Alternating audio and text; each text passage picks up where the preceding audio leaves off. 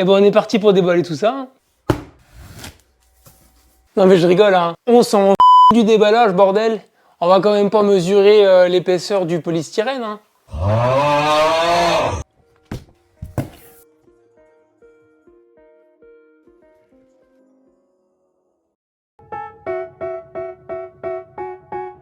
They tell me that I'm never gonna make it. They want me to do something that could make sense.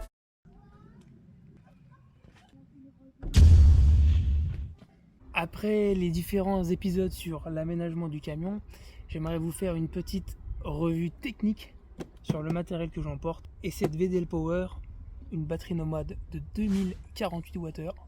Donc ces batteries nomades envahissent le marché depuis quelques années maintenant, car elles remplacent les batteries auxiliaires qu'on connaissait anciennement dans les camping-cars. En fait, ces installations nécessitaient des connaissances en électricité, car il fallait faire une installation assez compliquée, avec un coupleur séparateur, un onduleur, un transformateur, et tout un acheminement des câbles à travers le véhicule qui était pas forcément académique. Là, vous avez ici une batterie nomade tout intégrée, où vous avez directement les cellules lithium fer phosphate qui sont directement dedans. Toutes ces cellules qui composent la batterie sont régulées par le BMS, qui est en charge de réguler l'ensemble de la batterie comme un ordinateur de bord pour contrôler les différentes tensions entre les cellules et pour harmoniser l'ensemble de la batterie.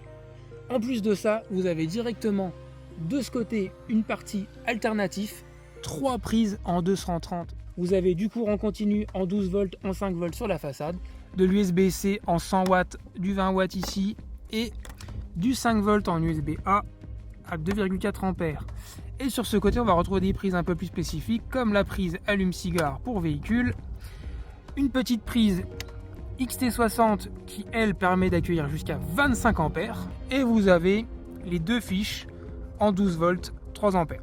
Et sur le côté, vous avez le MPPT qui est directement intégré pour l'utilisation d'un panneau solaire.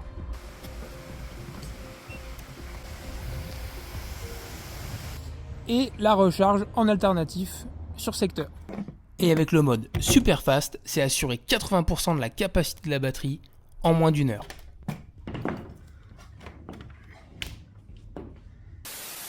Au niveau des spécificités, je ne vais pas vous détailler tout ça, mais on a quand même donc sur l'arrière de la batterie toutes les indications. Ce qui est le plus important, c'est qu'on a du 2048 Wh de capacité, donc c'est une autonomie qui est vraiment conséquente. On a toutes les prises possibles avec leur puissance relative. Et comme son nom l'indique, pour la HS 2400, on a une production maximum de 2400 watts crête en alternatif. Alors aucun problème pour faire tourner une meuleuse ou alors lancer la SNCF. Donc à l'utilisation, rien de plus simple, il suffit de brancher. Ensuite vous avez sur chaque module qui sont dessinés en blanc ici, sous forme de carré, vous avez un petit interrupteur en fait qui permet comme un disjoncteur de mettre en route la fonction. On retrouve également un interrupteur ici pour tout ce qui est USB. Et là pareil, un petit voyant. On va retrouver un écran de contrôle avec d'un côté l'énergie entrante, donc là qui est à 0 parce que je n'ai aucune source. Là on a le pourcentage de la batterie avec le temps restant en consommation estimée par rapport à ce qui est consommé. Et là vous avez la puissance de sortie. Petit test en fonctionnement, donc là on peut constater sur la batterie nomade la consommation en direct. Donc ça se passe sur la droite là, on est inférieur à 30 watts. Donc là elle est en plein cycle, elle est en train de tourner. Donc on entend là le réfrigère. Et ça c'est l'énergie entrante grâce au panneau. VDL Power permet aussi l'achat d'un panneau solaire dépliant sous format valise qui est parfait pour un usage en road trip comme celui-ci. Son installation est assez simplifiée. Vous avez deux petits pieds à l'arrière qui permettent une inclinaison du panneau pour l'orienter au mieux face au soleil. Le panneau solaire, lui, a pour terminaison deux fiches MC4 plus et moins, et il est fourni directement avec les 3 raccords qui seront compatibles en fonction de la batterie que vous aurez acheté chez VDL Power. Pour ma part, là, c'est la XT90 pour cette machine.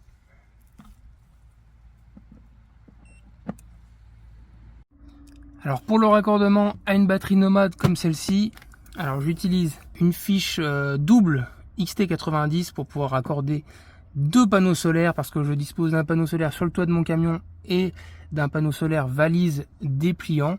Il suffit juste que je relie cette fiche à la batterie. Donc l'intérêt de ces doubles fiches est de multiplier les sources d'énergie entrant. Donc là j'ai mon panneau solaire du camion sur le toit qui est branché quasiment en permanence. Et là je peux y ajouter par exemple quand je suis garé à l'arrêt mon deuxième panneau dépliant. Ce qui me permet d'avoir une augmentation de ma production d'énergie, là quasiment par 2, parce que les 2 panneaux sont identiques. Il faut bien que les 2 panneaux, les puissances des panneaux soient identiques pour les brancher en parallèle.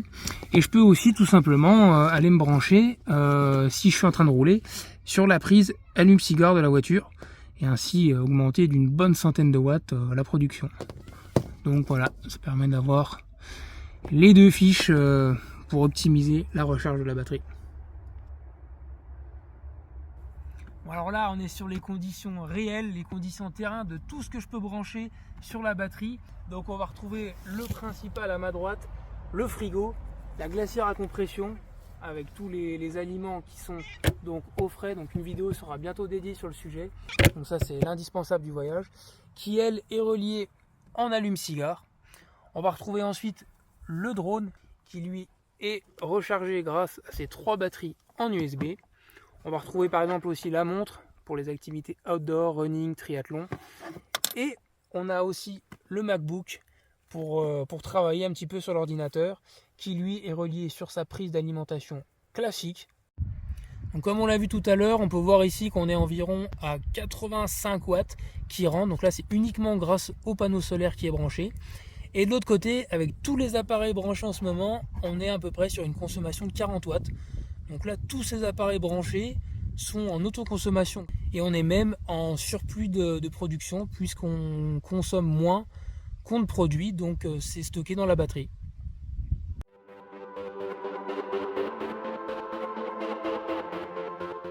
À l'heure où je tourne cette vidéo, j'ai pu faire un test complet et approfondi de la batterie, notamment pendant 3 semaines en plein été. Et le point qui ressort de cette batterie, c'est qu'elle ne chauffe absolument pas. Donc il y a 4 ventilateurs, 2 de ce côté et 2 là-bas. Et en fait, ils ne se sont mis en route qu'une seule fois. Donc la batterie de ce côté n'a pas présenté de signe de surchauffe, ce qui est quand même un des symptômes récurrents sur les batteries nomades, surtout dans un camion confiné en plein été. Deuxième point, les performances et les chiffres annoncés par cette batterie sont réels. J'ai pu les vérifier en termes de capacité et de puissance. On est dans les clous, donc il n'y a pas de mauvaise surprise à ce niveau-là, surtout sur un achat aussi onéreux sur une batterie qui dépasse les 1000 €. Ce qui me faisait peur sur le papier, 23 kg, ça me faisait peur en termes de poids, d'encombrement. Finalement, dans le camion, j'ai un petit camion, un L1 H1, elle a trouvé sa place parfaitement et en contrepartie, ce qu'elle m'a permis d'avoir comme autonomie est largement compensé par sa taille et son poids. Le petit reproche que je pourrais lui faire, c'est qu'elle manque peut-être d'un menu avec des configurations. Certaines marques concurrentes le font. On a un panneau d'affichage qui est sympathique, mais on n'a pas de possibilité de paramétrage. Donc c'est un des seuls points négatifs que je mettrai sur cette batterie. Bon, vous vous doutez bien, je vous ai dégoté un petit code promo sur cette batterie. En toute transparence, cette batterie, elle m'a été offerte en partie par VDL et c'est un lien affilié, donc si vous voulez soutenir la chaîne. Donc le code se retrouve dans la description. N'hésitez pas, la livraison est super rapide, le produit est de qualité. La suite. Au-delà de l'usage en camion aménagé qui lui est destiné, il trouve une autre fonction en usage domestique. Un très bon compagnon pour bricoler en extérieur ou sur site isolé sans électricité. Avec 2400 watts, on peut faire tourner presque n'importe quel appareil et ça c'est top. Elle peut être aussi transformée en batterie de stockage avec ses 2 kWh pour celles et ceux qui auraient des panneaux solaires plug and play par exemple, ou tout simplement avec les panneaux valises de VDL Power. En cas de coupure de courant, vous voilà avec une source d'énergie provisoire intéressante. Avec 2400 watts, vous pourrez faire tourner la plupart de vos appareils électriques.